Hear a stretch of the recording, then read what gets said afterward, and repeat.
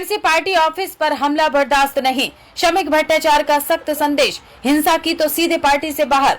पश्चिम बंगाल में चुनाव के बाद हिंसा को लेकर सियासी तनाव बढ़ता जा रहा है। जगह जगह टीएमसी के पार्टी ऑफिसेज पर हमला और तोड़फोड़ के आरोप सामने आ रहे हैं, जिसमें बीजेपी कार्यकर्ताओं का नाम भी जोड़ा जा रहा है। इस बीच बीजेपी राज्य अध्यक्ष शमीक भट्टाचार्य ने अपने ही कार्यकर्ताओं को कड़ी चेतावनी देते हुए साफ कहा है कि किसी भी हालत में हिंसा बर्दाश्त नहीं की जाएगी। उन्होंने दो टूक शब्दों में कहा कि अगर कोई बीजेपी का झंडा लेकर हिंसा करता है या टीएमसी ऑफिसेज पर हमला करता है तो उसे तुरंत पार्टी से निकाल दिया जाएगा। शमीक ने यह भी जोर देकर कहा कि बंगाल को हिंसा मुक्त बनाना ही उनका लक्ष्य है और किसी भी नेता या मुख्यमंत्री के खिलाफ आपत्तिजनक भाषा का इस्तेमाल भी बर्दाश्त नहीं किया जाएगा। साथ ही उन्होंने प्रशासन को भी सख्त कदम उठाने का संदेश दिया है। चाहे कोई भी हो, अगर तोलाबाजी या दबाव बनाने की कोशिश करता है तो बिना किसी पक्षपात के सीधे गिरफ्तारी होनी चाहिए।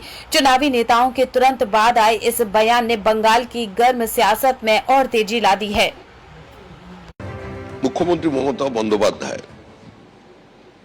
এখন যিনি প্রাক্তন, তার সঙ্গে আমাদের রাজনৈতিক বিরোধ আছে, কিন্তু ব্যক্তিগত স্তরে তাকে আক্রমণ করার কোনো ইচ্ছা বা রুচি বিজেপির নেই। তিনি তার মতো করে রাজনীতি করবেন, তার রাজনীতি করাতে অহেতুক বিজেপি কোনো অন্তরায় হয়ে দাঁড়াবে না।